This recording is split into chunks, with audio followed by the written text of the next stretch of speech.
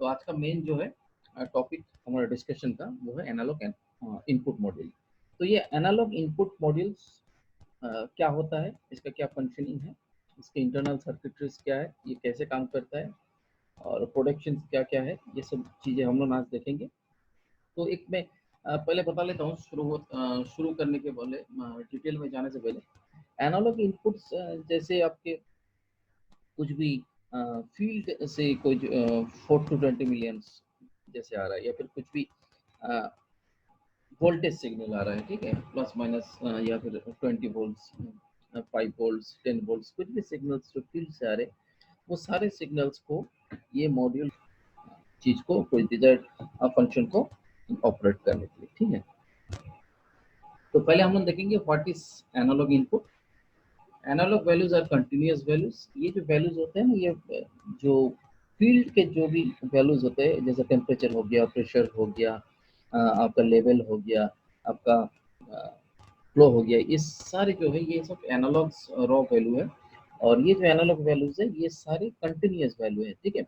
तो क्या है, while we tend to think of them in a digital terms, हमको क्या है ये जो एनालॉग वैल्यू है, पीएलसी हमारा क्या समझता है, डिजिटल समझता है, डिजिटल बाइनरी डिजिट्स वगैरह वो समझता है। ये जो फील्ड के जो एनालॉग वैल्यूज है उसको वो समझ नहीं पाता है, तो उनको क्या करना है, कन्वर्शन करना है।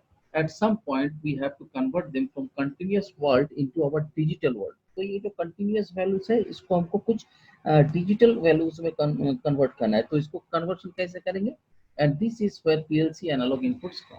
तो इसीलिए क्या है, पीएलसी के जो एनालॉग इनपुट्स होते हैं वो लगाए जाते हैं, ताकि एनालॉग वैल्यूज को हम वहाँ से फील्ड से ले और उसके बाद उसको कन्वर्शन करके डिजिटल फॉर्म में लाएं, और उसके बाद पीएलसी के लॉजिक में उसको दिया जाए और फिर उसका प्रोसेसिंग हो। तो एक तरह का अगर देखेंगे तो बेसिक की बीच पे कुछ एक तरह का शायद एनालॉग टू डिजिटल कन्वर्टर हो या फिर डिजिटल टू एनालॉग कन्वर्टर हो, इस तरह का कुछ कन्वर्टर इस मॉड्यूल के अंदर है, जो कि पूरा चीज को प्रोसेसिंग करता है और कैसे होता है, कैसे फील्ड से वैल्यू आता है, किस तरह से कन्वर्शन होते हैं।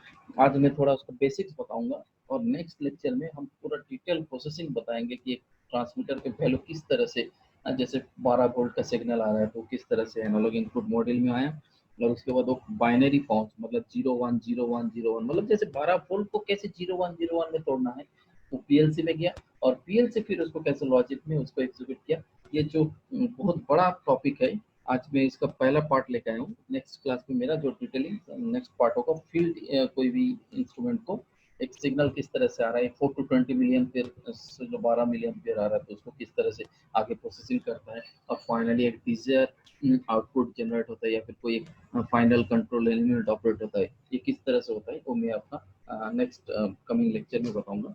तो देखते हैं, voltage signal in the range of plus or minus 20 volts or so, and the current signal in milliampere are commonly used as both analog input to PLC. Every PLC manufacturer has IO modules to deal with these kind of signals, along with other more specialized modules. जैसे मैंने बताया अभी तुमको क्या क्या होते हैं, milli ampere और वोल्ट्स है, बेसिकली ये इनपुट होते हैं, इनपुट सिग्नल्स होते हैं आईओ मॉड्यूल्स, एनालॉग इनपुट। ये एक ब्लॉक डायग्राम है एनालॉग इनपुट मॉड्यूल्स का। तो अगर तुम देखोगे इस ब्लॉक डायग्राम में, ये तुम्हारे सिग्नल्स जहाँ से आते हैं, और यहाँ से अगर तुमको ध्यान में रहेगा तो ये कैपेसिटर और ये रेजिस्टेंस एक तरह का फिल्टरिंग के काम करता है, और ये फिर तुम्हारा कन्वर्टर है, अरे ऑप्टो आइसोलेशन है, माइक्रो प्रोसेसर है, बैक पेन इंटरफेस है, सीपीयू है, इनपुट स्टेट। तो जैसे सिग्नल यहाँ से आया तो वो क्या करता है, उस सिग्नल में अगर कुछ नॉइज वगैरह रहता है, या फिर कुछ उसमें ट्रांजिएंट कुछ भी वैल्यूज या फिर कुछ डिस्टरबेंस होता है, तो उसको वो अल्टीमेटली ये ग्राउंडिंग कर देता है, वो जो नॉइज को यहाँ से ग्राउंड कर देता है। और फाइनली जो एक फिल्टर्ड वैल्यू है, मतलब एक तरह का फिल्टर है, वो फिल्टर वैल्यू को वो आगे बढ़ाता है, और आगे बढ़ाने के बाद ये ए टू डी कन्वर्टर में आता है। इसमें फिर वो तुम्हारा एनालॉग वैल्यू जो है वो डिजिटल फॉर्म में कन्वर्शन होता है। इसके लिए सैम्पलिंग्स होते हैं और क्वांटाइजेशंस होते हैं, इसलिए हम लोग आगे देखेंगे ई टू डी का फंक्शन क्या है, किस तरह से ये वैल्यूज को कन्वर्ट करते हैं। फिर मैंने बताया था कि वो जो वैल्यूज आते हैं उस वैल्यू को फिर ऑप्टो आइसोलेशन से जो सिग्नल है उसमें तुम्हारा लाइट सिग्नल में कन्वर्शन होता है, ताकि हमारा जो आगे का जो भी पार्ट्स है उसको कुछ इफेक्ट्स ना हो, पीएलसी का जो भी वैल्यूबल्स कंट्रोलर्स वगैरह है उसमें इफेक्ट ना हो, तो वो यहीं से ब्रेक हो जाता है। और फिर फाइनली वो जो सिग्नल है उसको हम लोग फिर माइक्रो प्रोसेसर के थ्रू कंट्रोलर में दे देते हैं, पीएलसी के कंट्रोलर्स में, और फिर उसमें हमारा एक्टिव होता है। और उस इनपुट को लेकर हम फिर फर्दर कोई भी आउटपुट जनरेट कर सकते हैं, या फिर उसको इंटरलॉकिंग करके कुछ डिजर्ट फाइनल कंट्रोल एलिमेंट को हम लोग ऑपरेट कर सकते हैं। तो एक एनालॉग इनपुट का एक जस्ट ब्लॉक डायग्राम है, बेसिक ब्लॉक डायग्राम। अब हम आगे देखते हैं। ये फील्ड कॉन्फ़िगरेशन है। अगर तुम अभी थोड़ा ब्रेन को अपना प्रेशर दोगे तो देखोगे जो तुम्हारे इंडस्ट्री में कुछ डिवाइसेस लगे होंगे तो कुछ इस तरह से लगे होंगे, तो मैन्युफैक्चरिंग फॉर्म में दिखाया है। ये सारे देखो, ये ट्रांसमीटर है। ये ट्रांसमीटर से ये केबल एक इसमें आता है तुम्हारा टर्मिनल बॉक्स, इसको बोलते हैं इंस्ट्रूमेंटेशन जेबी। इंस्ट्रूमेंटेशन जेबी जो कि फील्ड में लगा हुआ रहता है। फिर सारे देखो अलग अलग केबल्स आए हुए हैं, शील्डेड कंट्रोल्स केबल्स है। और ये वेरियस प्रेशर है, सोच लो ये फ्लो है, ये पकड़ लेते हैं कुछ वेरियस ट्रांसमीटर है। ये फील्ड्स के जितने भी टर्मिनल्स है इसमें आए। और पहली बात ये जो ये टर्मिनल्स जो जिसमें जो जेबी में लगा है, ये जंक्शन बॉक्स बहुत अच्छे से तुम्हारा अर्थिंग अर्थ होना चाहिए, ठीक है। अर्थ होने से क्या है, स्ट्रे कुछ भी अगर वोल्टेज इस जंक्शन बॉक्स के साइड से सोच ले तो सारे सब लोग वोल्टेजेस सिग्नल से 24 वोल्ट्स के हैं। तो अगर इसके आसपास या फिर जो केबल ट्रे इसके पास से गया हुआ है, अगर उसमें से अगर कुछ हाई वोल्टेज केबल पास हुआ है तो इंटरफेरेंस के कारण ये सिग्नल्स डिस्टर्ब नहीं होना चाहिए। तो इसके लिए क्या करते हैं, इसमें शील्डिंग का बहुत जरूरी है। इंटरनल तो शील्डिंग होता है इसमें, और उसके साथ साथ ये जो जेबी होता है, ये जेबी को बहुत अच्छे से हमको ग्राउंड करना पड़ता है, ताकि जो सिग्नल के जो इंटरफेरेंस हो रहे हैं या फिर जो होने वाले हैं उसको वो डायरेक्ट ग्राउंड कर दें। और जो और उसके बाद भी यही सब जो चीज़ है ना, यही सब नॉइज़ जो है ये सिग्नल के साथ आगे बढ़ता है। इसको मैं यहाँ पर तुमको अगर देखोगे तो इसीलिए ये फ़िल्टर लगाया जाता है कि जो बाहर से जो वैल्यूज़ ये जो सिग्नल्स आ रहे हैं वो सिग्नल्स के साथ कुछ डिस्टर्बेंस आते हैं, उसको ग्राउंड करने के लिए इस तरह का फ़िल्टर लगाया जाता है। उसको हम लो पास फ़िल्टर भी बोलते हैं। तो वो लो पास फ़िल्टर क्या करता है, जो भी लो सिग्नल्स रहते हैं उसको आगे ग्राउंड कर देता है। तो ये जो इसको अर्थ करने के बाद भी जो सिग्नल आगे बढ़ता है उसके साथ भी कुछ स्टे डिस्टर्बेंस या फिर स्टे नॉइज वगैरह रहते हैं, वो कैरी फॉरवर्ड होता है। और ये सोच लो एक कम्युनिकेशन केबल है। ये कम्युनिकेशन केबल के थ्रू हमने इसको डायरेक्ट ये कम्युनिकेशन मॉड्यूल में डाला, और उसके थ्रू ये कम्युनिकेशन यहाँ से तुम देख सकते हो फर्दर कुछ कम्युनिकेशन है तो उसके लिए कम्युनिकेशन मॉड्यूल्स में गया। और यहाँ पर तुम देख सकते हो कि ये जो टर्मिनल है जेबी बॉक्स है, वहाँ से फिर एक कंट्रोल केबल डायरेक्ट हमारे एनालॉग इनपुट मॉड्यूल्स में आ गया। और फिर इसके बाद सीपीयू जो है इसमें कुछ प्रोग्राम्स वगैरह हम पहले से कर देते हैं, और वो प्रोग्राम जो भी इसका रॉ वैल्यूज जो भी फील्ड से सेंस कर रहा है, और वो रॉ वैल्यूज के हिसाब से वो डिजायर्ड एक सिग्नल दे रहा है, जो 12 मिली एम्पेयर या फिर 10 वोल्ट, हाँ कुछ ऐसे वैल्यूज वो दे रहा है। तो और उसी हिसाब से यहाँ पर आपका जो स्कैडा का स्क्रीन है उस हिसाब से वो रियल टाइम वैल्यू वहाँ पर शो होता है, ठीक है। ये सर कम्युनिकेशंस मॉड्यूल काजटा की सर पीएलसी का जो एनालॉग इनपुट मॉड्यूल लिखा हुआ है उससे कनेक्टेड है टर्मिनल बॉक्स, वो क्या काम करता है? ये जो फील्ड है, ये फील्ड का जो ट्रांसमीटर है, ये तो डायरेक्ट हमारा कंट्रोल रूम तक यहाँ पर डायरेक्ट हम लोग नहीं भेजते हैं, क्योंकि ये केबल का जो लेंथ है ना बहुत ज़्यादा हो जाता है। इतना केबल लेंथ ज़्यादा हो जाने से तुम्हारा जो इंटरनल जो है उसका रेजिस्टेंस जो है ड्रॉप करने लगता है। अगर इंटरनल रेजिस्टेंस जितना केबल का रन ज़्यादा होगा तो उसका क्या होगा, इंटरनल रेजिस्टेंस जो है वो ड्रॉप करने लगेगा। और जैसे रेजिस्टेंस ड्रॉप करने लगेगा तो उसका जो वैल्यूज है, सपोज यहाँ से तुम्हारा 12 मिली एम्पीयर निकल रहा है, तो अगर हम डायरेक्ट यहाँ देंगे तो ये जाते जाते हो सकता है कि इतना रेजिस्टेंस स्टॉप हो गया, यहाँ पर 12 नहीं पहुंच रहा है पर हमारे पास 10 मिली एम्पीयर पहुंच रहा है। तो हम लोग क्या करते हैं, पार्ट बाई पार्ट कर लेते हैं, मतलब एक मार्शलिंग बॉक्स या फिर जंक्शन बॉक्स फील्ड में रखते हैं। तो इसको ये केबल को यहाँ से लाके ये टीवी तक ले गए, मतलब ये हमारा केबल का लेंथ भी कम है, कोई ड्रॉपिंग नहीं होगा, ठीक है। और कोई नॉइज वगैरह इसके साथ आया तो हम लोग यहीं पर ग्राउंड कर दिए, आगे फॉरवर्ड नहीं किया। और ये डायरेक्ट करने से क्या है, नॉइज वगैरह सब इसके साथ ही यहाँ तक फॉरवर्ड हो जाएगा। तो यहाँ पर नॉइज को हम लोग ड्रॉप किया, ठीक है। और इसके साथ ये जो मॉड्यूल है, ये मॉड्यूल के सारे चैनल्स एक्टिव है या नहीं, इसको पीएलसी को पता लगना चाहिए। ये पीएलसी को पता लगने की मतलब यही हाँ, लगना चाहिए कि भाई यहाँ पर सारे चैनल्स एक्टिव है, कुछ भी डेड नहीं हुए। तो इसके लिए कम्युनिकेशन मॉडल्स पहले से होता है, वो कम्युनिकेशन मॉडल पहले से ये जो टर्मिनल बॉक्सेस का इंफॉर्मेशन पीएलसी को देते रहता है कि भाई हाँ यहाँ पर जितने भी इनपुट्स आए हुए हैं वो इनपुट सारे एक्टिव है। अगर सोच ली यहाँ से कोई एक इनपुट्स में कोई प्रॉब्लम आ गया, फिर कुछ फॉल्ट दिखा रहा है, तो यहाँ से यहाँ पर कम्युनिकेशन मॉडल्स पहले से ही बता देगा कि भाई हाँ ये जो चैनल का जो ये है वो यहीं से फॉल्टी है, ये पहले से पीएलसी को पता लग जाएगा। और दूसरा बात यह है कि अगर यहाँ से हम करते हैं तो इसका भी केबल लेंथ देखो कम है और इसका भी केबल लेंथ देखो कम है। तो ये केबल यहाँ से यहाँ तक है, सोच लो ये 100 मीटर है और यहाँ से ये 100 मीटर है। लेकिन अगर मैं यहाँ से यहाँ खींचता तो सोच लो ये घूम के जाता तो सोच लो 300 मीटर है। तो 300 मीटर में हमारे काफ़ी सारे जो है वैल्यूज सिग्नल्स जो भी है वो ड्रॉप हो जाते हैं ड्यू टू इंटरनल रेजिस्टेंस के लॉन्ग रन के लिए। तो इसीलिए दो तरह का इसमें ये होता है कि एक जो है शॉर्ट हो जाने के कारण जो है तुम्हारा यहाँ पर ग्राउंडिंग करके इसका जो है कुछ हद तक नॉइज हम ग्राउंड करते हैं।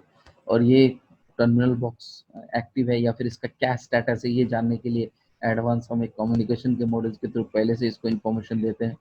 और तीसरा यहाँ से ये पार्ट जो है ये फिर से एक छोटा है, तो इसके कारण क्या है जो सिग्नल्स जो यहाँ से आ रहा है ये एकदम ठीक ठाक यहाँ तक पहुँच जाता है। ये जो है अभी ये सब जो मैं दिखा रहा हूँ ये सब ऑब्सोलेट के कगार में है, क्योंकि अभी इंडस्ट्री 4.0 आ गया है, आईओटीज आ गया है, तो इसमें सारे एडवांस हो गए हैं। तो अभी क्या होता है सब अभी जो है ये ना ये तुम्हारा टेलीमेट्री अगर तुमने पढ़ा होगा तो कंट्रोल सिस्टम में टेलीमेट्री, टेलीमेट्री में ये होता है तुम्हारा ग्राउंड बेस्ड कम्युनिकेशन बोलते हैं इसको। ठीक है, अभी ग्राउंड बेस्ड कम्युनिकेशन तो उसी में आता है कि एक air based communication. Air based communication में क्या होता है, अगर ये मेरा ट्रांसमीटर है इसके साथ हार्ट प्रोटोकॉल के साथ इसमें एक तुम्हारा कुछ सामने कुछ वाईफाई रिसीवर रहेगा, तो इसके सारे ट्रांसमीटर के ऊपर एक ट्रांसमीटर ये एंटीना रहेगा।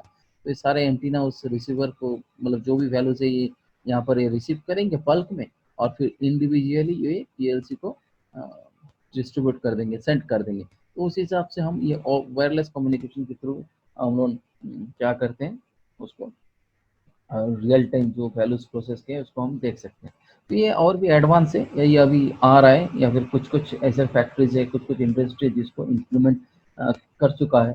इसमें थोड़ा कॉस्टिंग है और ये पुराना हमारा ओल्ड टेक्नोलॉजी है लेकिन ये भी बहुत बढ़िया टेक्नोलॉजी है। लेकिन हम लोग अभी धीरे धीरे आगे जा रहे हैं। रिसेंट जो भी इम्प्लीमेंटेशन हो रहा है इंस्ट्रूमेंटेशन और ऑटोमेशन में इस तरह हम लोग स्विच ओवर कर रहे हैं।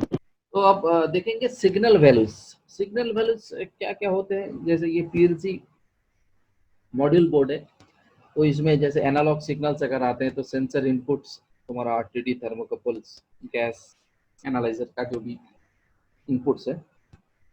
दूसरा वोल्टेज इनपुट्स, प्रेशर हो गया, फ्लो हो गया, जिसमें तुम्हारा 0 to 5 वोल्ट है, 10 वोल्ट टू 0 to 10 वोल्ट भी है, प्लस माइनस 5 वोल्ट है, प्लस माइनस 10 वोल्ट है। ठीक है, इस तरह के इनपुट्स भी आते हैं।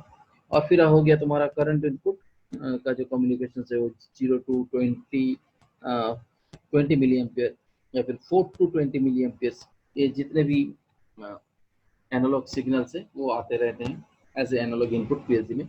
और एनालॉग आउटपुट में अगर किस तरह के वोल्ट सिग्नल्स आउट होते हैं वो होता है 0 to 5 volt, 0 to 10 volt, plus minus 5, plus minus 10 volt, और उसी तरह का 0 to 20 मिली एम्पियर या फिर 4 to 20 मिली एम्पियर। ये सारे जो है सिग्नल्स किस रेंज के क्या क्या सिग्नल्स इनपुट में आते हैं और आउटपुट में निकलते हैं उसका बेसिक ब्लॉक डायग्राम या फिर बॉक्स डायग्राम तुम कह सकते हो, तुम्हारे सामने है। नेक्स्ट स्लाइड हम देखते हैं। Let's we see some example, basic example of voltage and current at input. सोच लो हम कुछ ऐसे एग्जांपल्स देखते हैं कि फील्ड में जहाँ से हमको वोल्टेज या फिर करंट कोई फील्ड के कुछ डिवाइस से एआई मॉड्यूल्स में आते हैं और उसके बाद प्रोसेसिंग उसका कैसे होता है हम लोग डिटेल में देखते हैं। तो देखो ये एक ब्लॉक डायग्राम है, इसमें तुम देखते हो voltage and current mode analog input. ये तुम्हारा एक टैंक है, एक टैंक में एक तुम देख सकते हो ये एक लेवल सेंसर। ये लेवल सेंसर इस टैंक का लेवल को मेजर किया और एक प्लस माइनस 20 वोल्ट इसने जनरेट किया। और वो प्लस माइनस 20 वोल्ट जो है ये हमारे एआई मॉड्यूल्स में जाए। और फिर दूसरा यहाँ पर एक ट्रांसमीटर देख सकते हो, ये ट्रांसमीटर तुम्हारा 4 to 20 मिली एम्पियर जनरेट किया, और ये 4 to 20 मिली एम्पियर जो है तुम्हारा ये आईओ मॉड्यूल्स में गए। तो इस यहाँ पर देख सकते हैं दो तरह का एग्जांपल है, एक टैंक से तुम्हारा मिली वोल्ट या फिर वोल्ट जो भी आ रहा है एक मॉड्यूल्स में जा रहा है एनालॉग इनपुट मॉड्यूल, और एक दूसरा ट्रांसमीटर है उस 4 to 20 मिली एम्पियर वो है एज ए एनालॉग इनपुट इस मॉड्यूल्स में जा रहे हैं। अच्छा, examples of voltage mode input, examples of voltage mode input क्या क्या है, जैसे थर्मोकपल्स हो गए, थर्मोकपल्स हमारा मिली वोल्ट देता है, वो फिर हमारा जो है केटाइज थर्मोकपल मॉड्यूल से उसमें जाते हैं। फिर डिमर सेट हो गया, प्रॉक्सिमिटी सेंसर हो गया, जीरो स्पीड सेंसर हो गया, ये सारे तुम्हारा फील्ड्स में अगर देखोगे तो जीरो स्पीड सेंसर रहता है जो तुम्हारा मोटर का मोशंस को बताते हैं, ये वोल्टेज वगैरह मिली वोल्ट वगैरह या फिर वोल्टेज वगैरह जो है एज ए इनपुट हमारा एआई मॉड्यूल्स को डायरेक्ट जेबी के थ्रू, मैंने बताया जेबी में जाता है, फिर जेबी से फिर वो मॉड्यूल्स में एआई मॉड्यूल्स में डायरेक्ट जाके पीएलसी पैनल के जो भी एआई मॉड्यूल्स उसमें जाके जाता है। उसी तरह example of current mode input में क्या क्या है, ट्रांसमीटर, ट्रांसमीटर से 4 to 20 मिली एम्पीयर जा रहा है, यहाँ पर तुम देख सकते हो। फिर हो गया I2P कन्वर्टर है, I2P कन्वर्टर जो है कंट्रोल वाल्व्स में रहता है, कंट्रोल वाल्व्स में I2P कन्वर्टर रहता है, एक तरह से 3 to 15 PSI आता है, दूसरा तरह से 4 to 20 मिली एम्पीयर चेंज होता है, इस तरह से ये है। और फिर फीडबैक पोजिशनर हो गया, फाइनल कंट्रोल वाल्व का जो फीडबैक पोजिशनर है, मतलब क्या फीडबैक है, कंट्रोल वाल्व का पोजीशन क्या है, तो उस तरह का जो है फीडबैक पोजिशनर, ये सारे तुम्हारे मॉड्यूल्स में जाते रहते हैं। ये है करंट मोड इनपुट्स और ये है वोल्टेज मोड इनपुट्स। तो दो तरह के जो इनपुट्स है वो यहाँ, तो की points, some key points are current mode are mostly preferred over voltage mode due to negligible noise and no signal loss. Current mode को इसलिए प्रेफर किया जाता है एनालॉग इनपुट सिग्नल के तहत, ताकि जो करंट सिग्नल में क्या होता है, जो सिग्नल लॉस होता है वो बहुत ही कम होता है, और उसमें डिस्टॉर्शन जो सिग्नल्स होते हैं उसमें डिस्टॉर्शन बहुत कम होता है, जबकि वोल्टेज में ड्रॉपेज के चांसेस बहुत ज़्यादा होता है। इसीलिए करंट सिग्नल लॉन्ग रन में इसका जो सिग्नल का नॉइस का जो भी इफेक्ट है वो बहुत ही कम होता है, और जिसके कारण जो लॉसेस है सिग्नल का जो लॉसेस है वो कम होता है। The voltage and current signals are converted by ADC और DAC as per sampling। तो वोल्टेज अगर आना है तो उसको अगर करंट में कन्वर्ट करना है, या फिर करंट सिग्नल आना है तो उसको अगर वोल्टेज में कन्वर्ट करना है, तो डिपेंड करता है कि वो किस तरह का एडीसी को यूज कर रहा है, ठीक है। तीसरा होता है करंट मोड सिग्नल और डिवाइस पावर एंड और लूप पावर। करंट मोड का जो सिग्नल्स होते हैं वो दो तरह का होता है, एक होता है डिवाइस पावर, जबकि डिवाइस से उसको 24 वोल्ट या फिर 10 वोल्ट जो भी है मिल रहा है, और दूसरा होता है लूप पावर। लूप पावर मतलब एक अलग से उसको सोर्स दिया गया है 24 वोल्ट, पीएलसी से अलग से एक सोर्स आ रहा है, उसके थ्रू वो जो डिवाइस है, वो जो सिस्टम है वो एक्टिवेट हुआ है, और उसके बाद उसका एनालॉग सिग्नल जो है लूपिंग के थ्रू कार्ड में फिर जा रहा है। ये आगे देखेंगे इसके डायग्राम्स तो क्लियर हो जाएगा। Since there is a limit to how much voltage is available in the loop, एक लिमिट है कि लूप में जो लूप बनेगा, मतलब डिवाइस से लेके पीएलसी तक और पीएलसी से लेके फिर डिवाइस तक, ये जो एक क्लोज लूप बनेगा, तो लूप के हिसाब से कितना वोल्टेज अवेलेबल होना चाहिए, भाई एक बैरियर, एक मिनिमम वोल्टेज तो पता होना चाहिए, भाई इतना वोल्टेज के नीचे जाएगा तो काम नहीं करेगा, या फिर इतना वोल्टेज के ऊपर जाएगा तो काम नहीं करेगा। तो we usually limit the overall resistance on the measuring end of the loop to 500 ohms। तो इसके लिए क्या करते हैं, जो एआई मॉड्यूल्स का इंटरनल सर्किटरी है उसके अंदर एक हम 500 ohms का रजिस्टर लगा देते हैं। तो इससे क्या हो जाता है, हमारा एक लिमिट सेट हो जाता है, भाई 0 to 5 वोल्ट्स और 0 to 20 वोल्ट्स और 0 to 10 वोल्ट्स प्लस माइनस, यहीं तक ही इसका जो है ये लूप में सर्कुलेट कर सकता है। तो ये 500 वोल्ट का एक हम रेजिस्टेंस लगा देने से जो वोल्टेज है तो उसको हम एक लिमिट, एक रेंज के अंदर फिक्स कर देते हैं, भाई इससे ज़्यादा अगर जाएगा तो हमारा कार्ड जो है वो डैमेज नहीं होगा, क्योंकि हमारा 500 वोल्ट ओम का रेजिस्टेंस वहाँ पर रखा हुआ है, एक लिमिटिंग कर देते हैं। A loop power system, a separate 24 volt DC will be provided from PLC and जैसे मैं बताया in 4 to 20 milliampere current loop mode, live zero is used to identify any fault in current loops.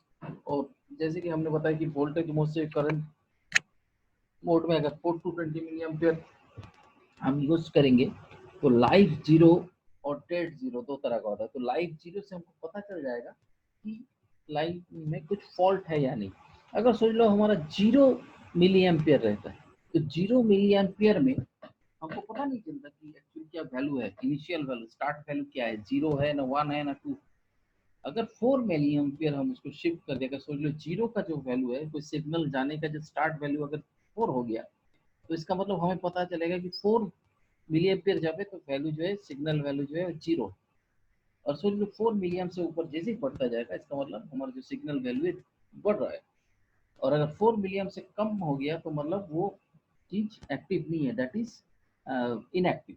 तो इस तरह से ये interview में बहुत बार पूछा जाता है, why we select 4 to 20 milliampere current signal as a mode of transmission, signal transmission in modules।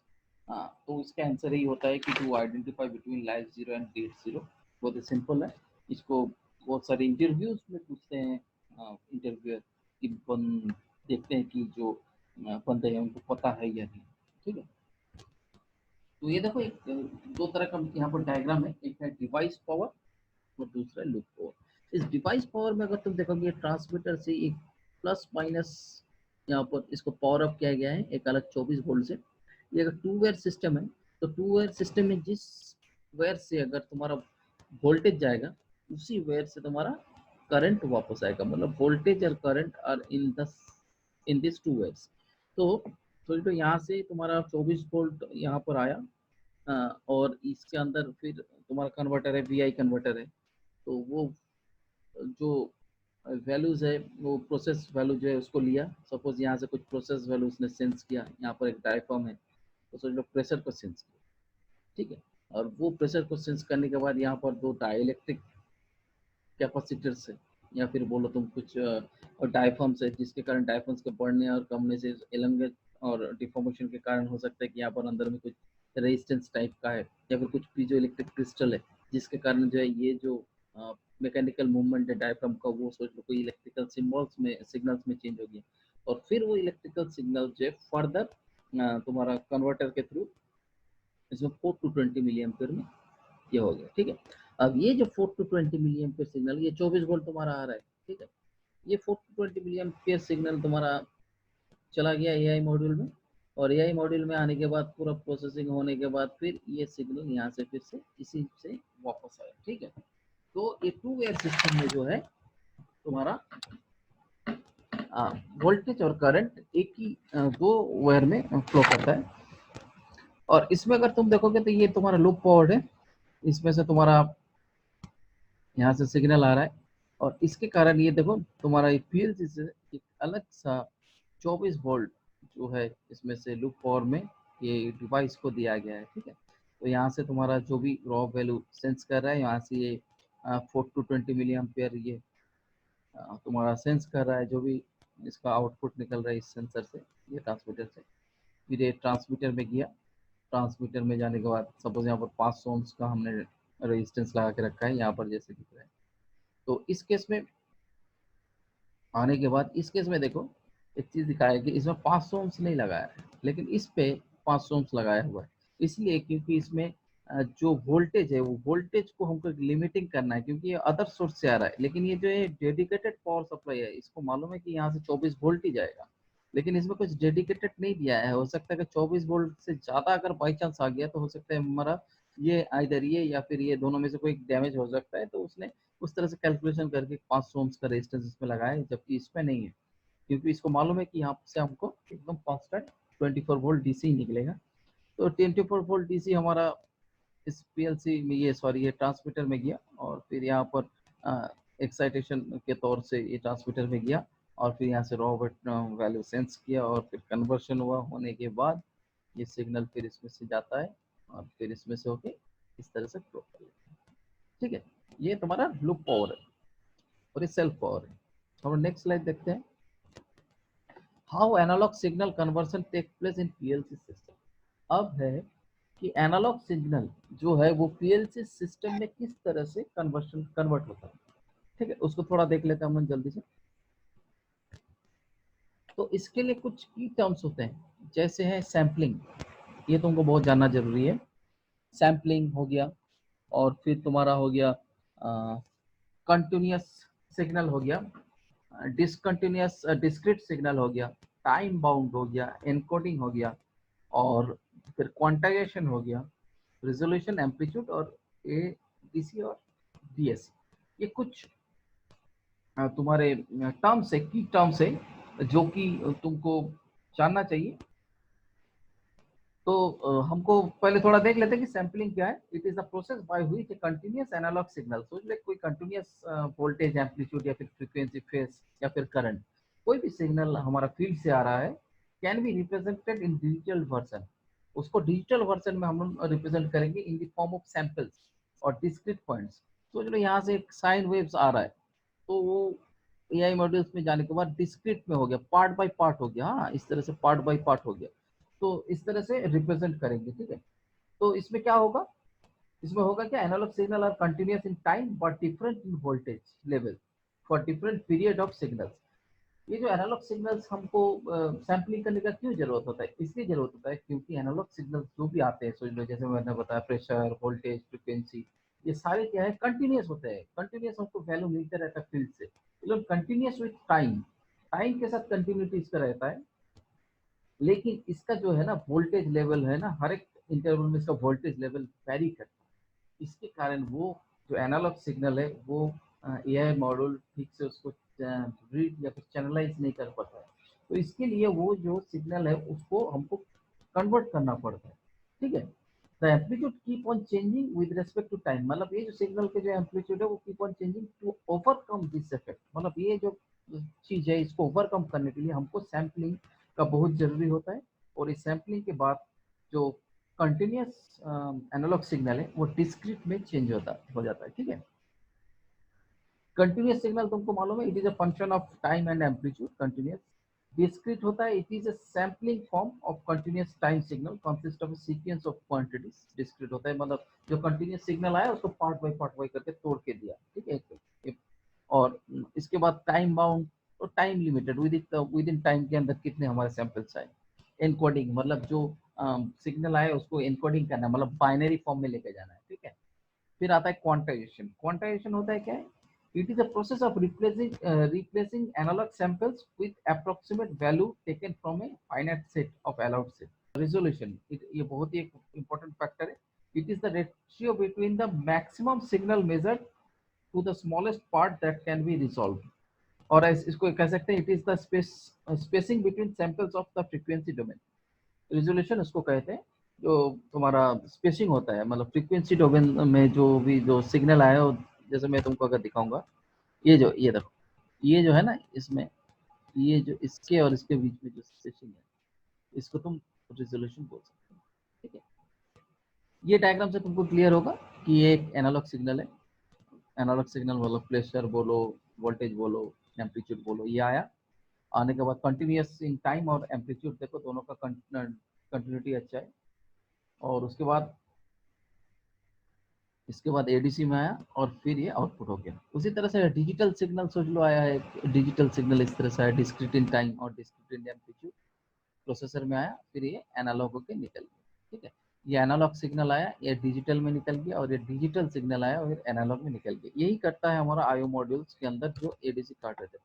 अब देखो, पहले क्या होता है, पहले एनालॉग सिग्नल आता है। सोच लो एक प्रेशर मेजरमेंट हुआ, 4 to 20 मिली एम्पियर आया।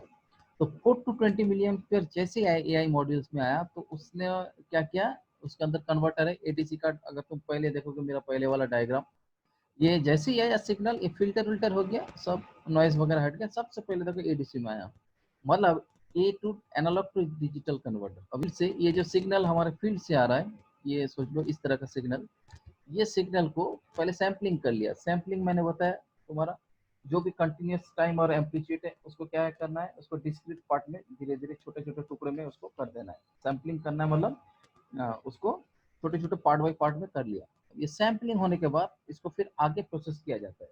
आगे प्रोसेस किया जाता है, मतलब किस तरह से करेंगे।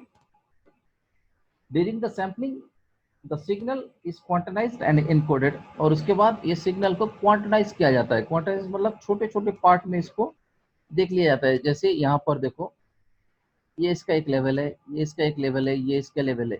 हर एक लेवल देखो, ये सिग्नल को तोड़ के यहाँ पर 8 1 2 3 4 5 6 7 8 -1 2 3 मतलब 8 पार्ट्स में इसको तोड़ दिया गया है क्वांटाइजेशन के बाद। अभी क्वांटाइजेशन हो जाने के बाद सिग्नल को पहले सैम्पलिंग में किया, उसके बाद क्वांटाइजेशन किया, और उसके बाद एनकोडिंग किया। एनकोडिंग मतलब हमको ये जो पार्ट है इसको बाइनरी फॉर्म में ले गया। सोच लो ये है, यहाँ पर है, तो ये हो गया, सोचो 0 है, ये है 1 है, फिर ये 0 है, इस तरह से मतलब यहाँ पर आगे पता चलेगा। तो उसके बाद सोच लो तुमको ये सिग्नल को एनकोडिंग करना है। एनकोडिंग का मतलब तुमको उसको बाइनरी फॉर्म में लेके जाना है। अब एक एग्जांपल देता हूँ, तो तुमको सबसे पहले एग्जांपल से पता चल जाएगा। Suppose in case of A voltage signal resolution is formulated by, सोच लो अगर कोई वोल्टेज सिग्नल आया है, मतलब सोच लो प्रॉक्सिमिटी सेंसर है या फिर ये जीरो स्पीड सेंसर है, उसने मोटर के एक मूवमेंट को उसने सेंस किया और उसने वोल्टेज को उसने आउटपुट ऐसे दिया। तो वो वोल्टेज जो है, मतलब सोच लो कि वो प्रॉक्सिमिटी सेंसर एकदम मैक्सिमम 5 वोल्ट तक ही निकाल सकता है मैक्सिमम, और मिनिमम सोच लो 0 है। तो ये क्या है, एडीसी के अंदर में जाएगा। तो उसका रेजोल्यूशन पहले निकालेंगे। किस तरह से रेजोल्यूशन निकालेंगे, मतलब जैसे सोच लो, हमको एक एग्जांपल लेते हैं कि एक लेटे 3 बिट एडीसी है, मेरे पास 3 बिट का एडीसी है और उसका रेंज है 0 to 1 volt full scale reference voltage, ठीक है। अब सोच लो वो जो रेजोल्यूशन है हो गया, तो मतलब 1/2⁻3, क्योंकि 3 बिट का है एडीसी, जो वो 3 बिट का एडीसी होना चाहिए। इसका जो वैल्यू हो गया 0.125 वोल्ट, मतलब ये हो गया उस एडीसी का रेजोल्यूशन। मतलब वो जो प्रॉक्सिमिटी सेंसर से हमारा एक वोल्टेज आया, वोल्टेज आने के बाद हमने एडीसी में डाला, एडीसी में डालने के बाद सोच लो वो 3 बिट एडीसी में डालने के बाद उसका एक ये वैल्यू निकला 0.125 वोल्ट। ये है तुम्हारा क्वांटाइजेशन एरर, इसको बोलेंगे हम क्वांटाइजेशन एरर। तो क्या है, whenever the input voltage is in between 0 to 2.5 volt, 0 to 125 volt, in that case it will be considered as a 0। मतलब जब भी एडीसी से, मतलब वो प्रॉक्सिमिटी से यहाँ तक 0 to 1.25 वोल्ट निकलेगा, वहां से एडीसी सेंस करेगा। सोच लो एडीसी में अभी वैल्यू है 0.125 वोल्ट आया प्रॉक्सिमिटी सेंसर, तो एडीसी उसको 0 एज ए 0 सेंस करेगा। क्यों, क्योंकि इसका रेजोल्यूशन है निकला 0 to 1.25 वोल्ट। जब भी 0.125 वोल्ट के ऊपर वैल्यू चल जाएगा, तब वो एडीसी काउंट करना शुरू करेगा कि हाँ भाई इसका कुछ वैल्यू आ रहा है। So due to this quantization process, error will be introduced at the output of ADC and this error is known as quantization error। तो इस ये जो वैल्यू है, ये वैल्यू को बोलते हैं क्वांटाइजेशन एरर, और इस क्वांटाइजेशन एरर को हम कम कर सकते हैं। हम इस क्वांटाइजेशन एरर को हम इसको एलएस भी बोल सकते हैं, लेस सिग्निफिकेंट बिट। मतलब देखो तुम यहाँ पर 3 बिट एडीसी का मैंने एक ग्राफ लिया है, ये इसका ट्रांसफर फंक्शन है। तो the minimum change in the input that can be detected by ADC is 0.125। मतलब 0.125 जैसे मिलेगा तो वो एडीसी सेंस करना चालू करेगा, भाई इसका ये वैल्यू है। तो क्वांटाइजेशन एरर क्या है हमारा 0.125। तो यहाँ से अगर तुम देखोगे, ये है हमारा आइडियल ट्रांसफर फंक्शन। तो यहाँ से देखो जैसे बढ़ रहा है, मतलब यहाँ पर 0.125 1/8 2/8, हाँ, जिस तरह से दिया गया है। तो ये जो दोनों के बीच में जो है ये 1 एलएसबी है, यही है तुम्हारा लिस्ट सिग्निफिकेंट बिट, मतलब यही है तुम्हारा एरर। तो इस एरर को अगर कम करना है, मतलब 1 एलएसबी को अगर 0.5 करना है, तो क्या करना पड़ेगा, इस ये जो ट्रांसफर फंक्शन देख रहा है तुमको, ये सिमुलेशन में स्टेप टाइप का जो ट्रांसफर फंक्शन दिख रहा है, इसको तुमको थोड़ा इस तरफ से शिफ्ट करना है। इस तरह से शिफ्ट करने से ये कब होगा, ये जब तुम क्वांटाइजेशन एरर को कब शिफ्ट कर सकोगे, मतलब कब रिड्यूस कर सकोगे, अगर तुम तभी रिड्यूस कर सकोगे इसको जब तुम्हारा ये जो एडीसी का है ये रिजोल्यूशन, ये जो बिट है, ये बिट को तुम बढ़ाओगे। और क्या कर सकते हो, अगर तुम्हारे पास लो पास फिल्टर है, लो पास फिल्टर अगर है तो उसको तुम अगर लगाओगे तो एलाइजिंग बोलते हैं, एलाइजिंग, अगर एंटी एलाइजिंग फिल्टर बोलते हैं उसको, लो पास फिल्टर को। अगर तुम एंटी एलाइजिंग फिल्टर अगर लगाओगे कोई भी सिस्टम में, एडीसी में अगर एंटी एलाइजिंग फिल्टर है, तो तुम्हारा जो भी नॉइज आ रहा है, ये नॉइज के कारण ही ये तुम्हारा ये जो है ना 0.125 वोल्ट जनरेट हुआ है। मतलब ये नॉइस के चलते ये जो है यहाँ तक जाने से तभी वो एडीसी सेंस करेगा भाई। तो ये एंटी अलाइजिंग अगर फिल्टर तुम लगाओगे तो फिर ये तुम्हारा जो है एलएसबी जिसको बोलते हैं क्वांटाइजेशन एरर, ये कम हो सकता है। या आगे शिफ्ट करोगे, लेफ्ट में शिफ्ट करोगे, लेफ्ट में शिफ्ट करना है तो तुम्हारा जो है हायर रेंज का एक एडीसी लेना है, 3 बिट है, वहाँ पर तुमको 6 बिट लेना है। अगर 6 बिट लोगे तो तुम्हारा क्वांटाइजेशन एरर शायद कम हो सकता है, ठीक है। और देखो वो सिग्नल एंड सिस्टम जो तुमने पढ़ा है इलेक्ट्रॉनिक्स में उसमें है, और ये बहुत जरूरी है, ये जब तक नहीं जानोगे तो तुमको पीएलसी का सिग्नल किस तरह से, मैं नेक्स्ट क्लास में जब मैं तुमको बताऊंगा कि सिग्नल किस तरह से फील्ड से आके फिर ये जो है ना, अभी ये क्वांटेशन आ रहा है, अब इसके बाद 0101 में तोड़ेंगे, मतलब सोच लो 12 वोल्ट का सिग्नल 0101 में किस तरह से जाएगा।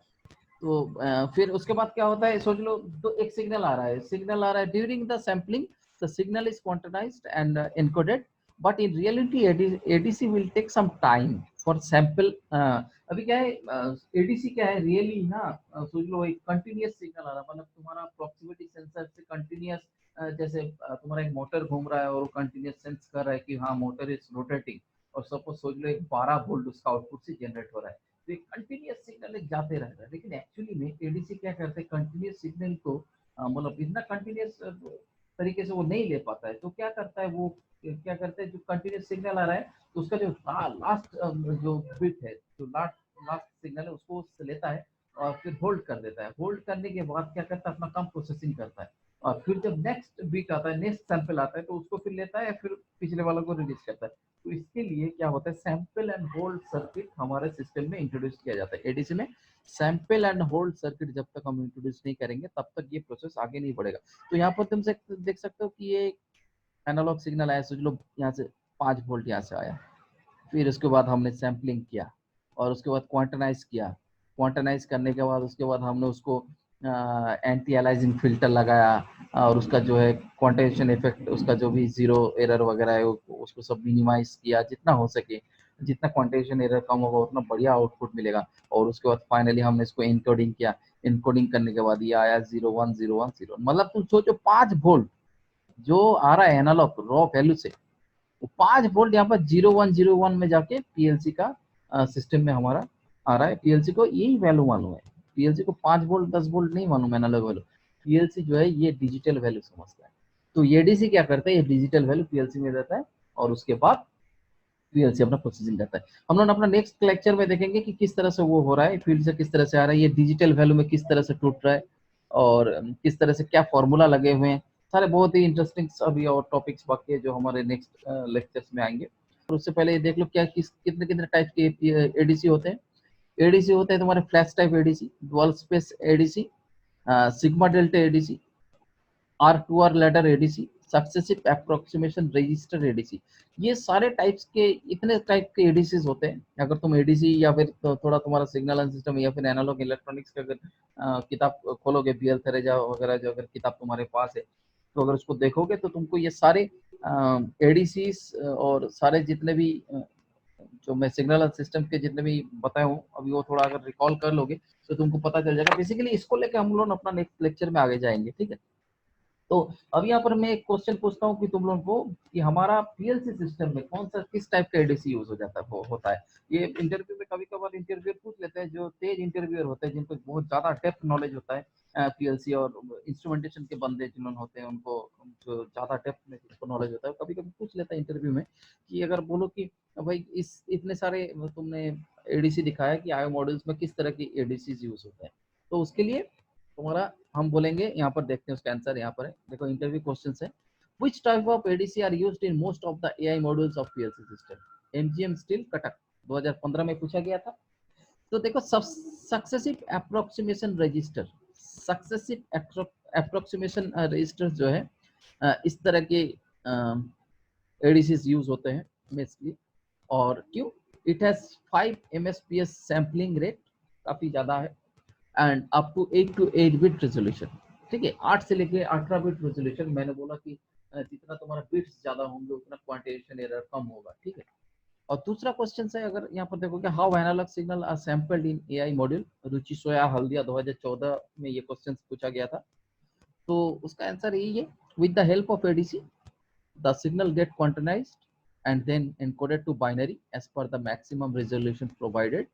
the error is removed by anti-aliasing filter, low pass filter बोलते हैं जिसको, and then the output is generated after processing the logic state. ये सिंपल आंसर से अगर इसको तुम थॉरोली देखोगे तो, या फिर थॉरोली अगर इसको रिकॉल करोगे जो भी मेरे लेक्चर से उसको अगर फॉलो करोगे तो तुमको ये धीरे धीरे क्लियर होता रहेगा कि किस तरह से होता है। तो मेरे नेक्स्ट लेक्चर में रहेगा कि हम लोग किस तरह से आगे फील्ड से वो एनालॉग वैल्यू को हम लोग किस तरह से डिजिटाइज करेंगे, क्वांटाइज करेंगे, और फिर धीरे धीरे उसका पूरा फॉर्मूला लगा के हम लोग देखेंगे कि सोच लो एक फील्ड में एक वैल्यू है, सोच लो एक 30 मीटर क्यूब वैल्यू दिखा रहा है, और 30 मीटर क्यूब वो लेवल का जो वैल्यू है उसको सोच लो एक 12 मिली एम्पियर भेजा है, और फाइनली जब पीएलसी से आउटपुट जब निकल रहा है 0101, तो उसका वैल्यू क्या ये 30 मीटर क्यूब के साथ मैच हो रहा है या फिर कितना डिफरेंस है, और डिफरेंस है तो उसको किस तरह से मिनिमाइज किया जाता है, इस सारे चीज को हम अपने नेक्स्ट लेक्चर में देखेंगे। ठीक है, आज तक तो फिर इतना ही।